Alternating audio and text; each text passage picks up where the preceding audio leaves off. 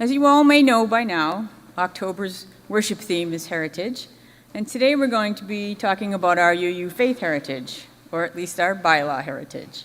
And if you're following along at home, there is a link to the materials that we handed out on the online order of worship, all the way down at the bottom, so you can follow along.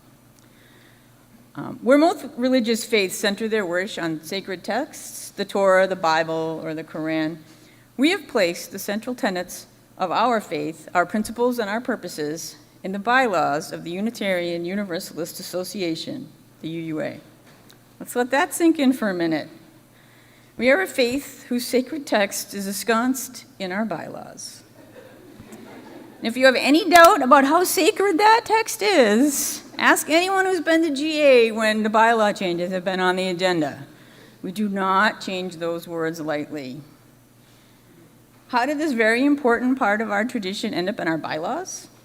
Massachusetts state law requires corporate entities to state in their bylaws the purposes to which the funds of the corporation may be applied. So in 1961, when the Unitarians and the Universalists merged and created the UUA, which is a nonprofit corporation, they created bylaws with a stated purpose, and here we are. We heard this morning the various statements of principles and beliefs that this church has had in its long history.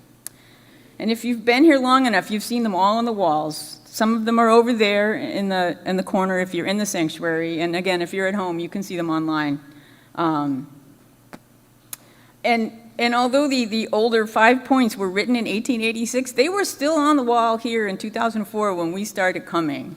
I'm sure they were sort of a religious relic, and I don't think people still believe them. But in 1961, when the UUA was created, they were still very much a part of the belief system of this church, and that wasn't so long ago.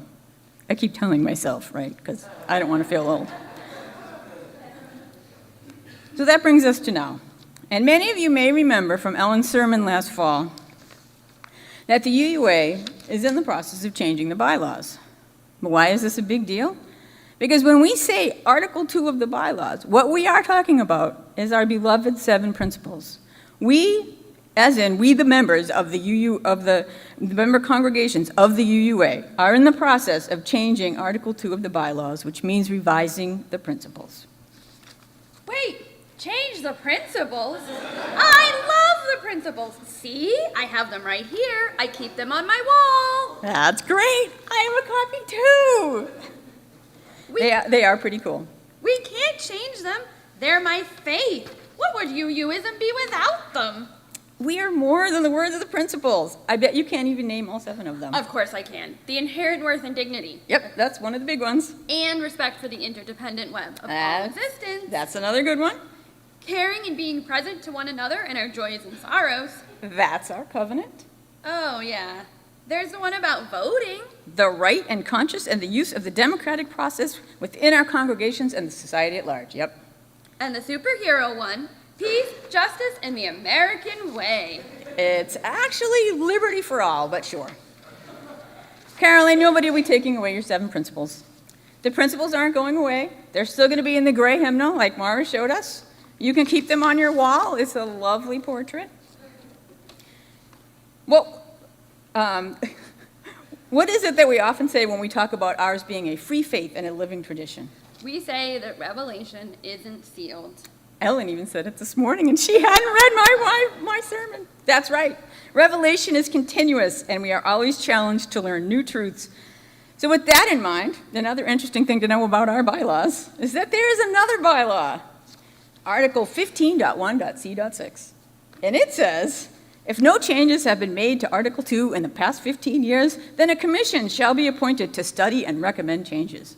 So when you say that we believe Revelation is not sealed, we are so committed to that we have codified it in our sacred text. I mean bylaws. So why are we changing them now? The last change to the principles was in 1995 when we added earth-centered tradition as a 6th source. There was an Article 2 commission in 2008, which was 13 years later. It suggested changes that were primarily to broaden the sources and to add 2 more sections to Article 2. But that proposal failed at its first GA appearance in 2008. After that failure, it was clear that a lot of people still wanted to change the bylaws.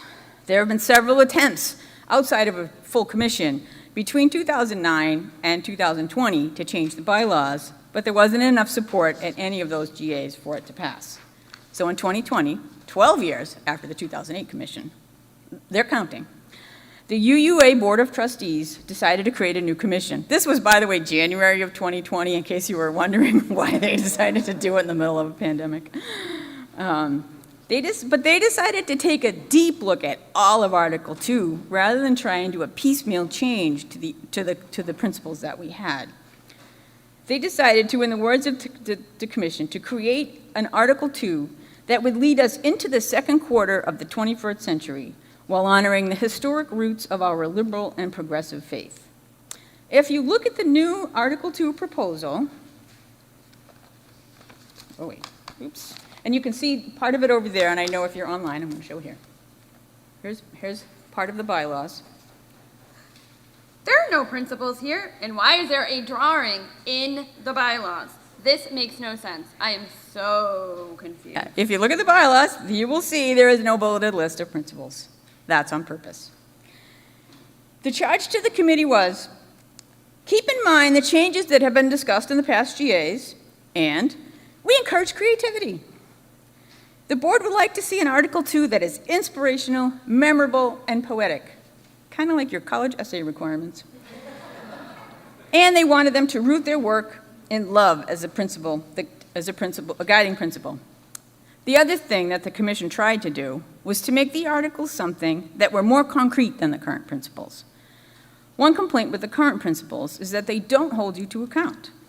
What do they mean by that? Let's take our second principle. We covenant to affirm and promote justice, equity, and compassion in human relations. I like that one. Me too. But how do you do that? I mean, in an everyday way. How do you do that? I don't know. Affirming and promoting could just mean saying, yes, those things are important. I'm done now. There's nothing in them to push us to do anything with our great aspirations. The commission decided that the new version should have a statement about what we mean when we say we are covenanting and affirming to do something. So let's look at the new values. If we look at the picture, they have put love in the center, and put the single word of each of the new values in the petals. That's creative and memorable, and love is at the center. 3 of the requirements ticked off right there. If you look at each of the values, say for instance, the top one, independence, each of the values has 3 parts. The name, interdependence, it's right there on the petal. We honor the interdependent web of all existence of which we are a part. Hey, that's the 7th principle. Yes, it is. That's the what part of the value.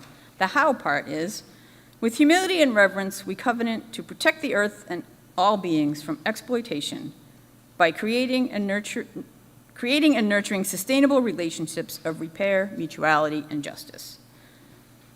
Each of the values has all 3 of these parts. All 7 of the principles, and some additional things that have been talked about at GA since the last Article 2 Commission, are woven into the 6 values. We have fewer values than principles, but we haven't really lost anything. It's all just changed. The other change was in the sources. Our current sources list the sources we draw from. And since it was last updated 28 years ago, it has become outdated. The new section is called Inspirations, and it doesn't list out any sources directly. Wait a minute. There are no sources? So I could decide that the very, very hungry caterpillar is my source of spiritual truth? No. Well, maybe. There are no sources specifically spelled out. It lists the type of sources, sacred, secular, and scientific understandings that help us make meaning and live into our values. The commission really wanted to get away from making lists, because any list would immediately become out of date. So they tried to capture everything that might be an inspiration. And yes, this is also a list. But hopefully it's one that will get us through the next 40 years. There are 2 other sections in the Article 2 that you'll see in your packet if you're looking at it. the inclusion section and the freedom of belief section. They were not changed, as far as I can tell, between this version of Article 2 and the older versions of Article 2, and we didn't discuss them at all at GA this past year. So what happens next? The Article 2 Commission will come out with the official version of the amended Article 2. What you have in front of you is me taking all of the amendments that we passed and adding it to last year's proposal. The official one will come out in January of 2024. At GA in June, the delegates will have an opportunity to propose amendments to the new Article 2, and we will vote on those amendments, and then we will vote on the new Article 2 as amended.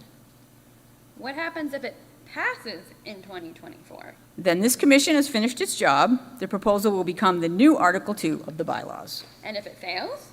Then this commission has finished its job, and the 7 principles and the 6 sources will stay as they are, and we can't propose any new changes to the bylaws for at least 2 years. And sometime between 2026 and 2039, we will do this all again. There was a lot of angst at GA about changing the principles, as you can imagine.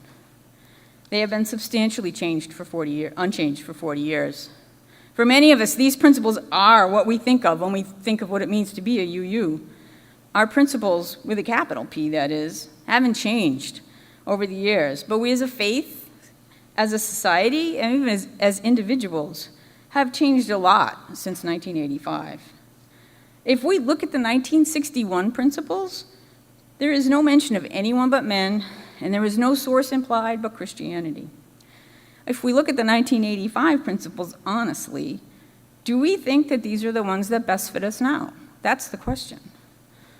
At some past GA, we, the member congregations, all agreed that we needed to hold ourselves accountable to be a true living tradition by putting in our bylaws a requirement that we re-examine our purposes every 15 years. The bylaws don't say we have to change them, but we do have to consider it.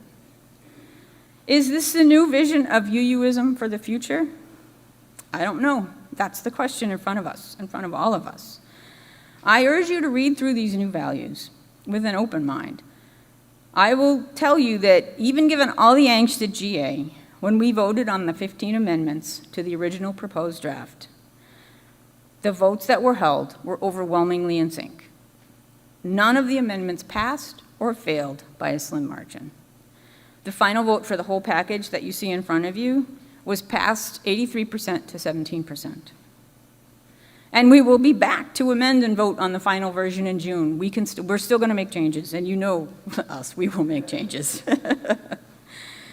First Parish is allotted 4 delegates to GA in June, so 4 of us will be able to take part in this process as early as April if they do it the way they did it last year. And I encourage you to join the discussion here at First Parish. Our delegates will want to know what the congregation thinks. If you are interested in talking more about these bylaw changes, about Article 2 or about GA in general, or about being a delegate, you can talk to me or Caroline or anyone on the standing committee. We would love to hear your feedback, and you will probably hear more about the Article 2 changes in the spring from Caroline and I when the actual draft comes out. But it really is kind of an exciting time in our faith as we live into our living tradition. Thank you.